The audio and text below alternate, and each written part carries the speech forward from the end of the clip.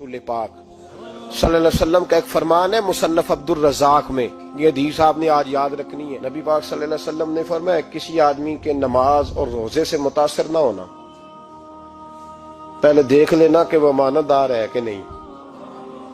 किसी के नमाज रोजे से मुतासर नहीं होना, पहले देख लेना कि दयानतदार है कि देखना लोगों की जेबों पे कितनी नजरें डालता है। फरमाया बहुत सारे नमाज रोजे वाले धोखेबाजी करते हैं, दयानती न करें, अपने ओहदे का पास रखें, अपने मनसब का ख्याल रखें।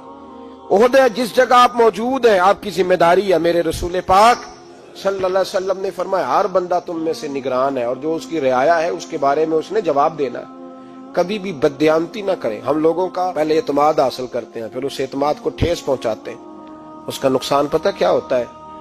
दुनिया में सबसे कमजोर शख्स वो होता है जिस पर कोई एतबार नहीं करता। जिसका एतमाद जाया हो जाए वो आदमी बिखर जाता है। कभी भी धोखाधड़ी की पॉलिसी ना बनाए। हम लोगों से मुफादात लेने के लिए अपने रवैये मीठे करते हैं और जब काम निकल जाता है फिर हमारे रवैये बदल जाते हैं। ये धोखा है, ये बददयानती है। इसको अल्लाह रसूल ने पसंद नहीं किया। मेरे नबी पाक अलैहिस्सलाम ने फरमाया जिसमें तीन बातें पाई जाए वो तो मुनाफिक है। अगरचे उलमा कहते हैं यहाँ मुनाफिक इत्कादी मुराद नहीं, मुनाफिक अमली मुराद है, लेकिन हुजूर ने फरमाया मुनाफिक है। या रसूलुल्लाह कौन? फरमाया वो बंदा जब बात करे तो झूठ बोले, जब वादा करे तो मुखालफत करे, जब अमानत रखी जाए तो बददयानती करे। ये तो बंदा मुनाफिक है। हजरत अबू नूर अलैहिर्रहमान ने लिखा है, फरमाते हैं महमूद गजनवी का दौर था तो एक आदमी महमूद गजनवी के पास ना अपना केस लेके आया, मुद्दई बन के आया। उसने कहा बादशाह मेरा केस बड़ा निराला है। बादशाह सलामत ने कहा वो किस तरह? कहने लगा ये मेरे पास एक थैली है, मैं ना सफर पे जाने लगा तो ये थैली पूरी हीरों की भरी हुई। फलां इलाके के जो काजी साहब है ना, मैं जाती दफा मैं कहीं सफर पे जा रहा था तो मैं उनके पास छोड़ गया कि रास्ता लंबा है, कहीं कोई मुझसे छीन ना ले, हीरों की भरी हुई थी। कुछ दिनों के बाद मैं वापस आया हूं, काजी साहब ने मुझे थैली वापस की है तो इसमें हीरों की बजाय खोटे सिक्के निकले। अब मैंने काजी साहब से कहा है तो काजी साहब तो मेरे गिरेबान तक आते हैं, वो कहते हैं बता कहीं से फटी है, खुली है? वो जिस तरह टांके लगा के तूने सी थी उसी तरह लगे हुए हैं कि नहीं? तो हुजूर लगे भी बिल्कुल उसी तरह है, ना फटी है ना खुली है। अब मैं लुट गया हूं, मेरी कुल उम्र की कमाई जाया हो गई, खोटे सिक्के कहां और हीरे कहां? तो मेहरबानी करें और आप की बारगाह में अल्लाह रसूल के नाम पर हलफ देता हूं कि मैं हूं बिल्कुल सच्चा। महमूद गजनवी कहने लगे तू जा, थैली छोड़ जा और जब मैं तुझे बुलाऊंगा फिर दोबारा आना। वो शख्स चला गया। महमूद गजनवी उठे, दरबार बर्खास्त किया, लोगों से कहने लगे चले जाओ, मैं 3 दिन के लिए सैर करने जा रहा हूं, 3 दिन के बाद लौटूंगा।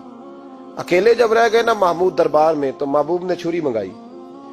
वो जिस तख्त पे बैठते थे वहां गद्दा बिछा हुआ था, ये गद्दा पड़ा ना, गद्दा बिछा हुआ। तो महमूद ने छुरी के साथ उसको फाड़ डाला और छुरी जेब में रखी निकल गए। कहने लगे मेरे बाद कोई मेरे दरबार वाले इहाते में दाखिल ना हो। महमूद चले गए। अब वो सफाई करने वाला जब आया ना, उसने आके देखा तो गद्दा तो फटा हुआ है। उसने शोर डाल दिया, पहरेदार भी आ गए, फलां साहब भी आ गए, फलां साहब। उसने कहा ओ खुदा के बंदो उसका गद्दा फट गया है, वो तो मार डालेगा। उसने कहा था सिवाय सफाई और निगरानी वाले के दूसरा आए कोई ना, और यहाँ आया भी कोई नहीं। पहले दिन ही फटा हुआ है तो लटका देगा सबको, क्या करें? शोर हो गया, सारे दरबार के मुलाजिमीन इकट्ठे हो गए। एक बंदा बोला, कहने लगा फिक्र ना करो, मैं कैसे बंदे को जानता हूं, इस तरह सिएगा कि जिसने फाड़ा होगा उसे भी पता नहीं चलेगा कहां से फटा था। ऐसा बेहतरीन रफू करेगा कि पता भी। उसने कहा यार हम सारे 1-1 महीने की तनख्वाह देते हैं, तू बंदा बुला। वो बुला लिया उसको, उसका नाम मोहम्मद रफूगर था। वो आया, उसको गद्दा दिखाया, उसका यार इस तरह सीना पता ना चले। उसने कहा फिक्र ही ना करो, मैं बड़ा कारीगर हूं। बड़े बड़े कारीगर लोग नहीं हमारे मुल्क में पाए जाते, कोई निशान छोड़ते हैं पीछे। बड़े कारीगर का पैसे होने चाहिए, बड़े बड़े कारीगर बंदे। आप यकीन करें ऐसा ऐसा फलसफा, ये उम्रा इबादत है ना, सरकार दो आलम सल्लल्लाहु अलैहि वसल्लम की बारगाह की हाजिरी बड़ी नेमत है ना। तो सऊदी गवर्नमेंट ने पाबंदी लगा दी, खैर उनकी भी ज्यादती है। इस तरह की पाबंदियां शरीयत इस्लामिया में जायज नहीं। अल्लाह के घर मुसलमान जब चाहे जा सकता है, लेकिन वो कहते हैं जी 2000 रियाल दे जिसने 2 साल बाद भी आना है। उन्होंने पाबंदी लगाई तो हमारे एजेंटों ने भी कई खास ट्रेनिंग हासिल की हुई है, पता नहीं कहां से सीख के आए, उन्होंने भी रास्ता निकाल लिया। ایک صاحب سے میں نے کہا کہ جناب وہ 2000 ریال لگ گیا تو کیا کرنا ہے؟ کہنے کوئی مسئلہ نہیں، پاسپورٹ نواں بنوا لو، گنجائش ہے، یعنی ہر شے کا حل ہے۔ اور میں نے کہا یار اب عمرہ کرنے جاتے وقت بھی بندہ دھوکہ دے کے جائے، اللہ کے گھر جاتے وقت بھی اس طرح کی حرکت کرے، کیا حال ہو گیا؟ ہر چیز کا لوگوں نے حل نکال لیا، ہر چیز کا لوگوں نے سٹائل بنا لی۔ ایسا نہ کریں، یہ درست نہیں۔ احمد رفو گر کہنے لگا اس طرح سیوں گا کہ پھاڑنے والے کو بھی پتہ نہیں۔ ان کا پیسے لے یار تو سی دے۔ اس نے سی دی، اگلے شام ہی لا کے بچھا دیا گدا۔ تیسرے دن بادشاہ سلامت آئے، آ کے پہلی نظر گدے پہ ڈالی، اس نے بلایا سب ملازمین کو، کہا کس نے سیا ہے؟ کہا جناب کیا ہوا؟ کہا یہ پھٹا ہوا تھا۔ کس نے؟ کہا نہیں پھٹا ہی نہیں۔ وہ کہنے لگے بنو بات، میں خود پھاڑ کے گیا تھا، تو بتاؤ صحیح سیا کس نے ہے؟ کہا جناب آپ پھاڑ کے گئے تھے تو بتایا کیوں نہیں؟ فرمانے لگے اسی لیے تو بتایا نہیں تھا کہ تم خود تحقیق کر لو، بلاؤ بتاؤ سیا کس نے۔ تو بلا لیا، احمد رفو گر آ گیا۔ اس کو جب بلا کے سامنے بادشاہ کھڑا کیا، کہا بھئی تو نے سیا ہے؟ کہنے لگا حضور آپ کے سارے ملازم کٹھے ہو کے آئے تھے، میری غلطی کوئی نہیں۔ کہا نہیں یار تو بڑا کاریگر ہے، میں نے اپنے ہاتھ سے پھاڑا تھا پر مجھے بھی نہیں پتا چل رہا کہاں سے پھٹا تھا۔ اچھا یہ بتا یہ تھیلی جو ہے یہ بھی تو نے سی تھی؟ اس نے کہا جی آپ کے خادم کا ہی کارنامہ ہے، وہ فلانے علاقے کے قاضی صاحب آئے تھے، اس میں سے ہیرے نکال کے تو کھوٹے سکے بھرے تھے، تو مجھے بھی تھوڑا سا حصہ ملا تھا۔ محمود نے سارے گواہ بھی اکٹھے کر لیے، ثبوت بھی اکٹھے کر لیے۔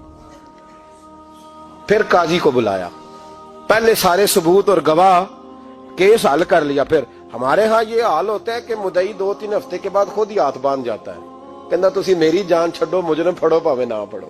وہ کہتا ہے مجھے معافی دو، میں رہا۔ ظلم ہے نا، ظلم زیادتی ہے کہ جو بیچارہ اتنے سوال مجرم سے نہیں ہوتے جتنے مدعی سے ہوتے ہیں۔ آپ یقین کریں اتنے سوالات ہوتے، بیچارہ ہف جاتا ہے۔ یہ طریقہ درست تو نہیں، ایک لٹ گیا اور دوسرا طرح طرح کے سوالوں کے جواب دیتا پھرے بیچارہ۔ سارے ثبوت اکٹھے کر کے قاضی صاحب کو بلایا تنہائی میں لے جا کے۔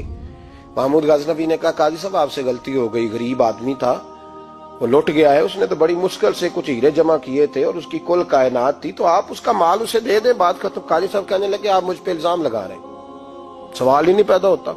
آپ میری داڑھی دیکھیں، آپ میرا اعزاز دیکھیں، دنیا جانتی ہے میں اس کا۔ قاضی صاحب انسان بھول ہی جاتا ہے، بندہ بھول جاتا ہے، غلطی ہوگی، مال نے کہا نہیں سب۔ کہا میں تنہائی میں پوچھ رہا ہوں، میں اس وقت پوچھ رہا ہوں جب دوسرا موجود کوئی نہیں، آج توبہ کر لے، میں کچھ نہیں کہوں گا، تو میری زبان پہ اعتبار کر، تجھے پتا ہے میں جو کہتا ہوں اس پہ عمل بھی کرتا ہوں، باز آ جا۔ پر قاضی نے کہا نہیں میری غلطی کوئی نہیں۔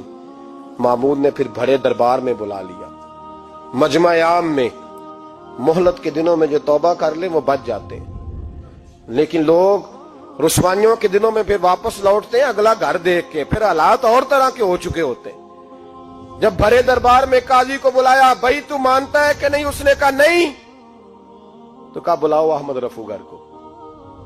جب احمد رفو گر آیا تو بوڑھے قاضی کی ٹانگیں کانپنے لگی، جملے ٹوٹنے لگے، لفظ زمین پر گرنے لگے، بات صحیح نہیں ہوتی، زبان لڑکھڑانے لگی۔ محمود کہنے لگے قاضی میں نے تجھے کہا تھا وہاں مان جا بات، اب بڑے دربار میں بول۔ تو جب قاضی صاحب کی گردن خود بخود جھک گئی تو دنیا سمجھ گئی، کہا نکل جا میرے دربار سے۔ محمود بولے نکل جا، اتنی تجھے عزت دی، اتنی بڑی تنخواہ دی، قاضی بنایا، اور یہ چھوٹی سی رقم کے لیے، تھوڑی سی رقم کے لیے تو بددیانت ہو گیا، چل چلا جا، نکل۔ قاضی دربار سے نکلا تو لوگ لعنتیں برسانے لگے۔ کل جو دکانیں چھوڑ کے سلوٹ کرنے آتے تھے وہ کہنے لگے اس کی عمر دیکھو، اس کے کام دیکھو، دیکھو اس نے کیا کیا۔ گھر گیا، بچے جن کے لیے پاپ کمایا تھا، جنہاں لی تو پاپ کمائے ہن کتھے نہیں ہو تیرے گھر دے، وہ بچے کہنے لگے ابا جی ہم تو سکول مدرسہ جانے کے قابل نہیں رہے، امید تھی کہ بیوی ساتھ دے گی۔ وہ کہنے لگی میں میکے کیسے جاؤں گی، گلی کی عورتیں طرح طرح کی باتیں بناتی ہیں۔ اور بھائی کامیابیوں کے بڑے سربراہ ہوتے ہیں، کوئی کامیاب ہو جائے تو سارے کہتے ہیں میری سپورٹ سے ہوا ہے، ناکامیاں ہمیشہ یتیم ہوتی ہیں، ناکامیوں کا کوئی سربراہ نہیں ہوتا۔ جب تک تو قاضی تھا تو بڑے بات تھی، ہر بندہ کہتا تھا رشتہ دار ہے، رسوائی ہو گئی تو وہ تیری آنکھ ہو یا سنگ ملامت کی چبھن، کون پہنچا ہے میرے درد کی گہرائی تک، دور شہرت میں تو یاروں نے کیا یاد بہت، ساتھ آیا نہ کوئی کوچے رسوائی تک۔ اور میاں صاحب کہنے لگے ساری عمر ہی آٹا گد ہے، میں لکھاں کیتے نہیں پیڑے، अब वक्त आया ही ते मोहम्मद बख्शा कोई नहीं हूं बैठा नेड़े, हालात ही बदल गए। काजी खामोशी से अंदर चला गया, अपनी रुसवाई समेट के बिस्तर पे लेटा। ना रोटी की भूख लगी, ना पानी की प्यास लगी, ना नींद आई, सारी रात तड़पता रहा। सवेरे घर वालों ने दरवाजा खोला तो रूह परवास कर गई थी, दुनिया छोड़ गया। हजरत अबू नूर अलैहि रहमा बोले, फरमाने लगे, याद रखो कभी बददियानती ना करना, कभी। ये तो महमूद गजनवी की अदालत थी, कयामत में रब करीम की अदालत लगेगी। और फरमाया वहां तो गवाही देने वाला अहमद रफू गर था, कयामत में तो तुम्हारे अपने हाथ पैर गवाहियां देंगे, हमारा अपना वजूद गवाही देगा। और फरमाया यहां तो लानते दुनियादार बरसाते थे, वहां फरिश्ते होंगे। और काजी को तो मौत आ गई थी, कयामत में तो दोबारा मौत भी कोई नहीं आएगी, वहां तो रहना है और सहना है। बददियानती मुआशरे में, इतनी बददियानती हर जगह। उस मुआशरे का भी कुछ बनेगा जहां दवाई भी खालस ना मिले, जहां दवाई में भी बददियानती हो। लोग अपने बच्चे को ऑक्सफोर्ड यूनिवर्सिटी में पढ़ाने के लिए गरीबों के बच्चों के रगों में जो दवाई उतारे वो भी 2 नंबर। इतना बड़ा भी को बददियानत मुआशरा होता है कि लोग यहां तक धंधा करें, यहां तक कि लोग लोगों की जिंदगियों से खेल जाएं और हमें एहसास तक ना हो कि कोई मर जाएगा, कोई डूब जाएगा, क्या बनेगा। और जिसने वो अपनी रजिस्टर की दवाई की, उसने 2-4 लाख रुपया लिया और उसने ये नहीं सोचा कितने इंसान मेरी वजह से मरेंगे।